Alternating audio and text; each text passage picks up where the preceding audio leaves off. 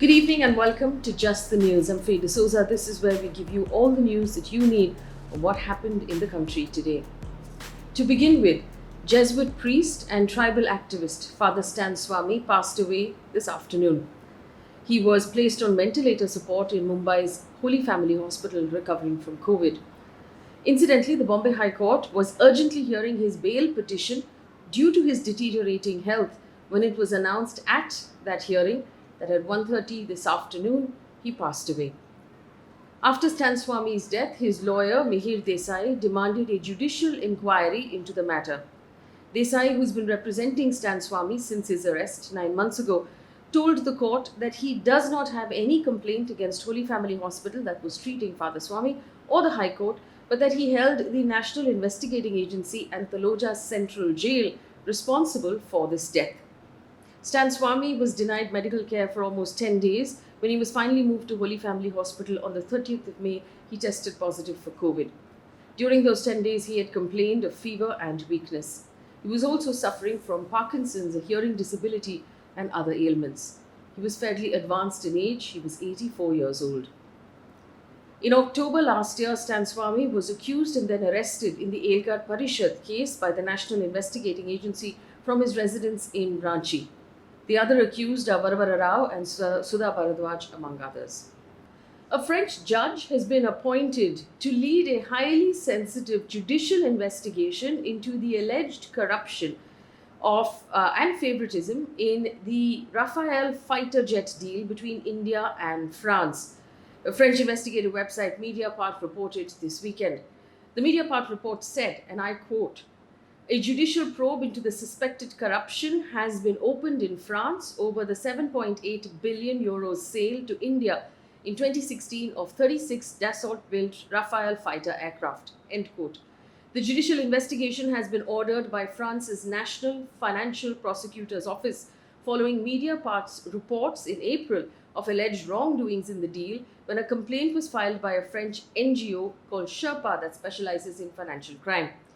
The Mediapart journalist Yann Philippin, who filed a series of reports on the deal, said the first complaint was buried back in 2019 by the former PNF chief.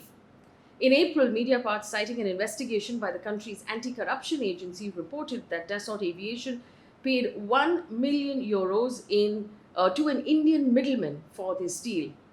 Dassault Aviation has rejected the allegations of corruption, saying no violations were reported in the frame of the contract. The Congress Party on Sunday criticized the government's silence over the French investigation and demanded a joint parliamentary committee investigation into the same. Pushkar Singh Dhami has been sworn in as Uttarakhand's 11th Chief Minister after former Chief Minister Tiraj Singh Rawat resigned. Dhami is the third Chief Minister in 4 months for the state.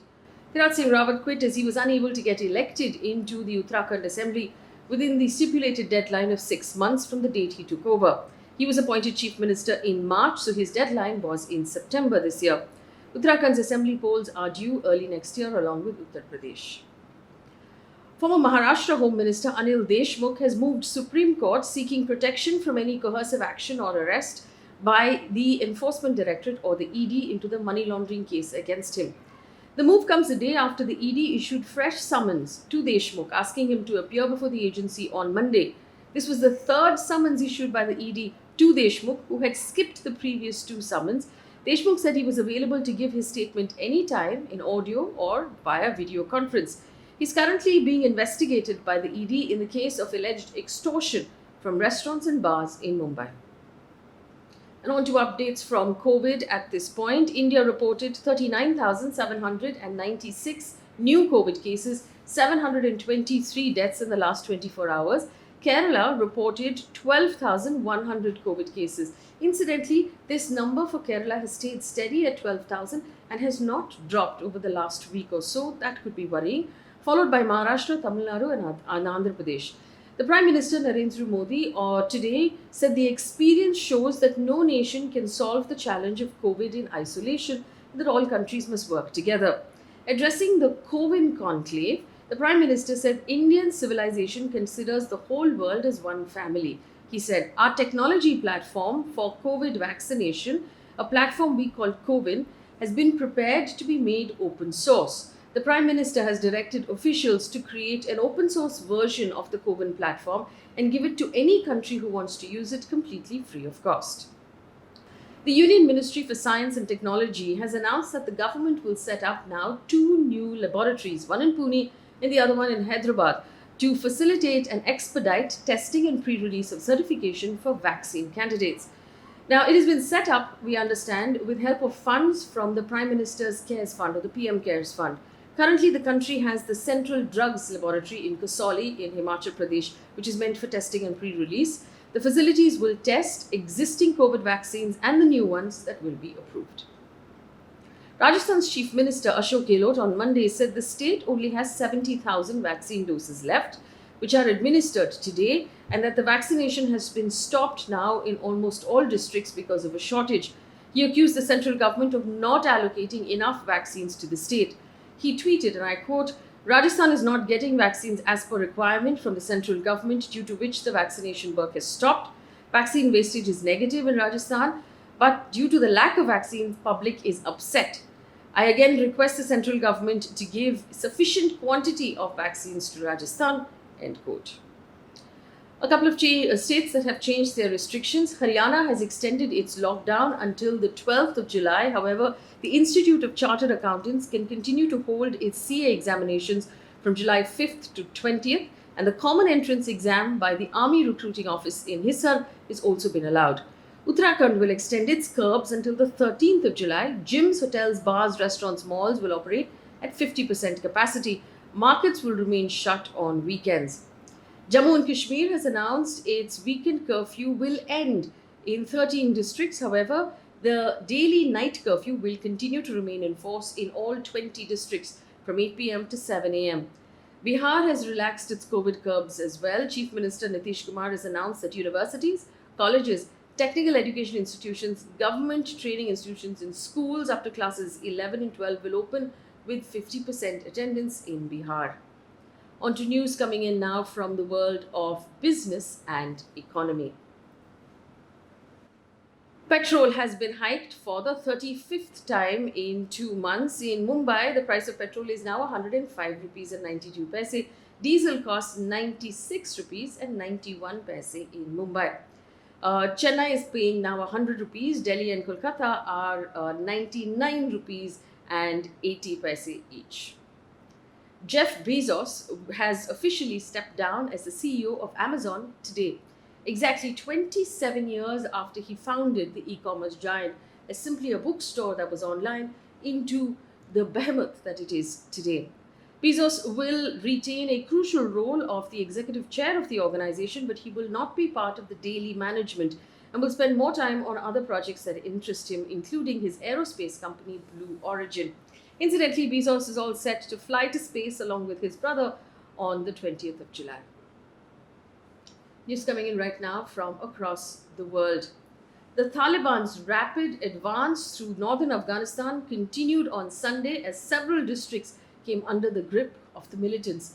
This comes as Britain entered its final days of its 2-decade deployment of Afghanistan, and they began pulling out their troops. More than 300 members of the Afghan security forces have fled across the borders to escape the militants. According to Al Jazeera, the Taliban now controls roughly 1/3 of the 421 districts and district centers in Afghanistan. The Canadian military is now on standby to help evacuate residents in British Columbia as the province is trying to control 170 wildfires with record-breaking heat waves. According to officials, the wildfires are active in Canada's British Columbia province. 78 of them have sparked in the last 2 days. Many fires have been caused by lightning strikes. A village of Lytton in British Columbia has recorded Canada's highest ever temperature of 49.6 degrees Celsius last week. News coming in right now from the world of sports. India's cricket captain Mithali Raj has surpassed former England captain Charlotte Edwards as the leading run scorer in women's international cricket on Saturday. Ms. Raj has overtaken Edwards' 10,273 runs to reach the milestone. Mithali Raj had an unbeaten 75, steering India to a 4-wicket win on Saturday. She was also named player of the match. The Indian Olympic Association has announced that six-time world champion boxer Mary Kom and Indian men's hockey team captain Manpreet Singh will be flag bearers of the Indian contingent at the opening ceremony of the Tokyo Olympics on the 23rd of July. Wrestler Bajrang Punia will be the flag bearer at the closing ceremony on the 8th of August. 126 Indian athletes will take part in the Games. And of course, one piece of positive news before we leave you for today. After Kalpana Chawla, Shirisha Bandla become the second Indian-born woman to fly into space. Shirisha Bandla is part of a crew of 6 space travelers on board the VSS Unity of Virgin Galactic. They are scheduled to take off in space on the 11th of July with founder Richard Branson on board. Born in Andhra Pradesh, Shirisha Bandla was brought up in Houston. She tweeted saying that she's incredibly honored to be part of this amazing crew and be part of a company whose mission it is to make space available for all. So that brings us now to the end of this bulletin. Thank you so much for listening. Remember, if you are on YouTube, do subscribe to our YouTube channel and comment and like the videos that we put up. We have a lot of interesting videos that we put up. We're also working on how to make this bulletin more interesting for you. So leave us your feedback as well. Of course, every day I leave you with one quiz question in order to make this interesting. Who is right now the leading run scorer in women's international cricket? Leave us the answer in the comment section. We'll give you a thumbs up if it's the right answer. Thank you for watching. Good night.